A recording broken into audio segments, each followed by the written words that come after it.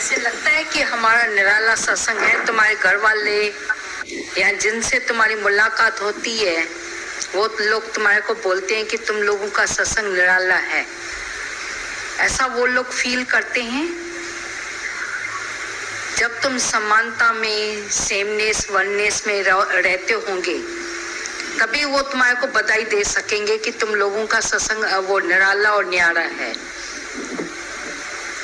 जब निरिच्छा होकर रहते हैं, निरअहकार होकर रहते हैं,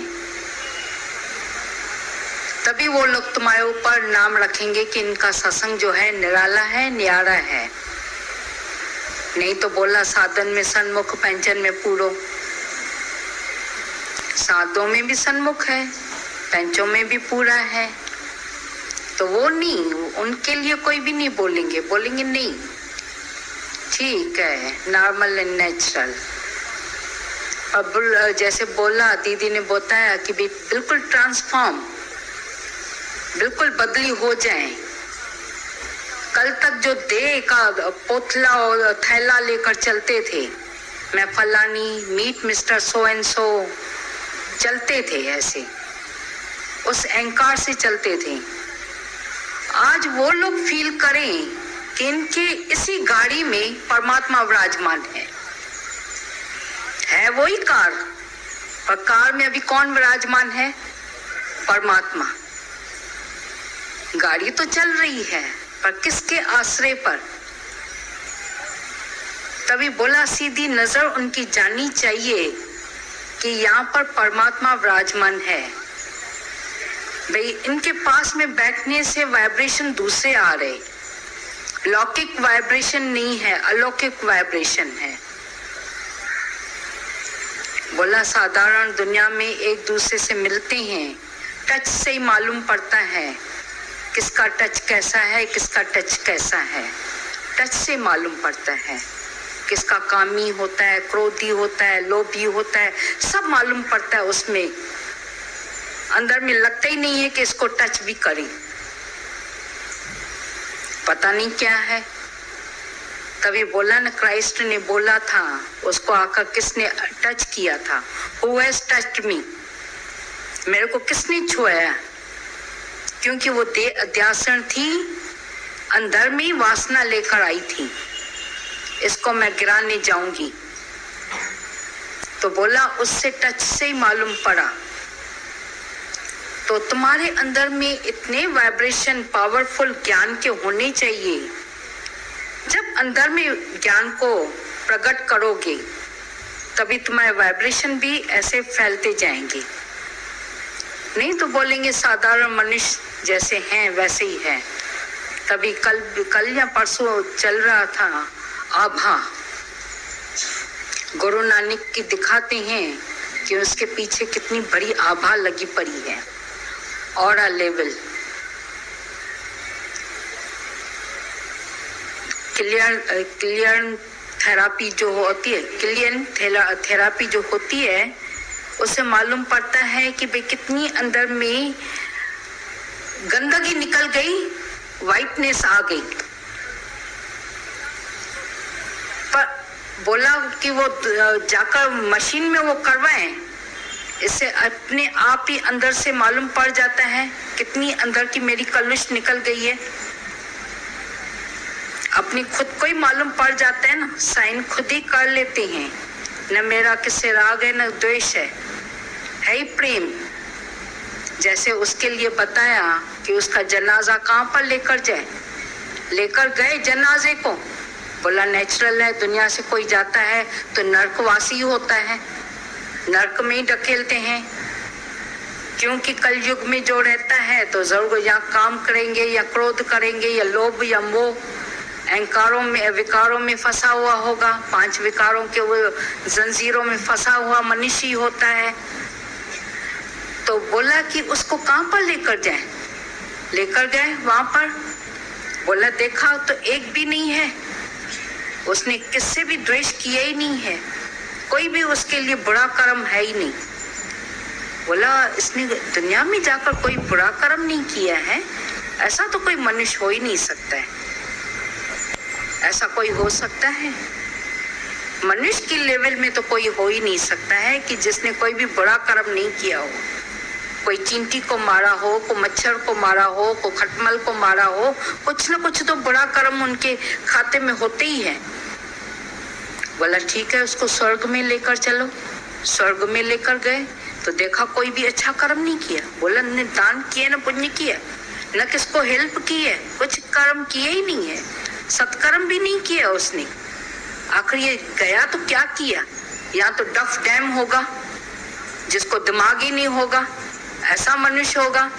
बोला ना, जो जिसको दिमाग ही नहीं है उसके लिए कोई कर्म होता है? पर देखा नहीं है भाई, स्वयं सियाना है, ऐसा वैसा भी आदमी नहीं है। लगता है भाई ऐसा वो बेकार आदमी भी नहीं है, बड़े काम का आदमी है। बोला हम आपस में बैठ के देवता इस एक आदमी की वजह से झगड़ा करें, इतना बहस करें, इससे तो अच्छा है इसको ही उठा के पूछें तो सही। जैसे पूछा भाई तुमने जाकर क्या किया? बोला तुम्हारी कायनात से जाकर मैंने प्यार किया है। खलकत में मैंने खालिक को देखा, खलकत में खालिक को देख के, अपना आप देख के उनसे जाकर मैंने प्यार किया। अभी उस जो प्यार करता है उसके लिए कोई भी खाता नहीं है, कोई भी खाता नहीं है। राग एंड द्वेष में, बोला राग एंड द्वेष दोनों तीखी तलवारें। मनुष्य सीधा सोया पड़ा है, इस तरफ करवट करता है तभी भी मरता है, इस तरफ करवट करेगा तभी भी मरेगा। सीधा सोया है, कहां पर जाए कहां पर? रात को तुम सीधा सोते हैं तभी भी करवट बदलते हो कि नहीं? हाँ, करवट बदलनी पड़ती है, नहीं तो सीधे सीधे सोके सोके भी पीठ में दर्द होगा। अभी करवट बदले तो कैसे बदले? इस तरफ है राग, इस तरफ है द्वेष, क्या करे? बोला सीधा सीधा चलो, न लेफ्ट न राइट, न लेफ्ट को देखो न राइट को देखो, न प्यारा है न अप्यारा है। कोई दिल का प्यारा, कोई आंख का कांटा। आंख में जैसे एक खली तिनका आकर लगता है तो बोला कितनी ऐसी हालत होती है, डॉक्टरों के पास जाना पड़ता है ऑपरेशन करवाने के लिए। मेरे को याद है मैं छोटी थी, मेरे आंख में इतनी जरी सी बिल्कुल आ गई, आंख इतनी मोटी हो गई, डॉक्टर के पास जाना पड़ा, 1 घंटा ऑपरेशन का लगा। एक जरी सी मिस्टेक की वजह से आकर उड़ के आकर पड़ा आंख में। तो बोला एक कांटा, एक जरा सा तिनका भी आकर आंख में उड़ के आ जाता है तो कितनी में वो दुख दर्द कष्ट देता है। पर जिसके हृदय में द्वैत पड़ा है, इतने कांटे लगे पड़े हैं, कैसे वो सो सकते हैं, कैसे वो चल सकते हैं, कैसे वो घूम सकते हैं? कितने कांटे अंदर में लगे पड़े हैं मनुष्य के अंदर में। बोला नाम तो है मनुष्य, पर बोला उस दिन बोला हे बंदे। किसने बोला? लोगों को बोला जाता है ना बंदे, बंदे तभी बोला जाता है, बोला वो बंधा हुआ है, विषय विकारों से वो बंधा पड़ा है, तभी उसको बोला जाता है बंदे। बंदे तू बंदगी तो कर। पर जिसने अपनी पाश खोल दिए, सारी रस्सियां फेंक दी, उसको कभी बंदा नहीं बोलेंगे, बंदे नहीं बोलेंगे। तभी बोला मनुष्य जो सब खां ऊंचो शान, ये जो ईश्वर जी पहचान। मनुष्य का सबसे ऊंचे में ऊंचा शान तभी है जो वो भगवान की पहचान आकर देता है। जिससे हमारी टकराव हो, मुलाकात हो, जो हमारे से मिले, उसको हमने भगवान की पहचान दी। दादा भगवान ने जब अज्ञान में, अज्ञान बोला जाता है या दुनिया में जब रहते थे, अज्ञान में तो नहीं, दुनिया में जब रहते थे, बड़े बड़े व्यापार करते थे, करोड़ों के व्यापार, हीरे का, सोने का बड़ा व्यापार उनका चलता था। यहाँ तक कि जैसे मना आए खबर इनके पास पहले पहले आती थी, सोने का भाव, चांदी का भाव, हीरों के भाव, दादा भगवान के पास आती थी। उनसे आकर सब लोग आकर इंक्वायरी करते थे, आज सोने का भाव क्या है, हीरो का भाव क्या है। दादा भगवान भी सबको बताते थे। जैसे ही फिर गुरु मिला, बोला ये ट्रांसफॉर्म कौन सी है। जैसे गुरु मिला, मुलाकात हुई, दादा भगवान को गुरु ने बोला, सो प्रभु दूर नहीं सो तू है। उन्होंने भी कैच किया गुरु के मुख से, वो जैसे बात को कैच किया, अंदर में अंडरस्टैंड किया, देह से उनका पर्दा हट गया, बोला फारकती होगी, शरीर और आत्मा की अलग बिल्कुल संधि विच्छेद हो गया। उसके बाद जैसे जाकर गार्डन में बैठे, लोग आते थे मुलाकात करने के लिए, अरे यार बताओ तो सही, आज कौन सी नई खबर बताते हो, क्या बात है, दुनिया में क्या चल रहा है। बोला दुनिया तो अभी है ही नहीं, जगत है ही मिथ्या, अभी नई खबर यह है कि तुम भगवान है। लोग भागने लगे। बोला किसको भगवान बोलो, बोले भागने लगेंगे कि नहीं, बोलेंगे ये कौन सी खबर बता रहे, ऐसा तो नहीं, ये क्या इनके अंदर में रातों रात में ये क्या हो गए हैं, बिगड़ तो नहीं गए।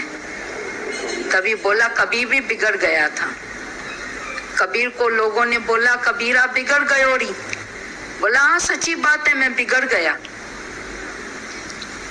बोला मैं कैसे बिगड़ा, देखो दही के साथ दूध बिगड़ा, बिगड़ बिगड़ वो तो माखन बयोरी, बिगड़ा पर माखन बहे। माखन देखो कितनी ताकत देता है। लोह के संग में पारस के संग में लोह बिगड़ा, बिगड़ बिगड़ वो तो सोना बयोरे, कंचन बयोरे। लोहा था, पारस का संग करके उसके अंदर में ट्रांसफॉर्म कितना हो गया, कितनी बदलाव आ गई, वो कंचन हो गया। अभी उसकी वैल्यू कितनी बढ़ गई। बोला संतन के संग हम भी बिगड़ा, बिगड़ बिगड़ मैं तो संतन बयोरे। बोला बिगड़ना ऐसा, ये बिगड़ना सुधरना हो गया।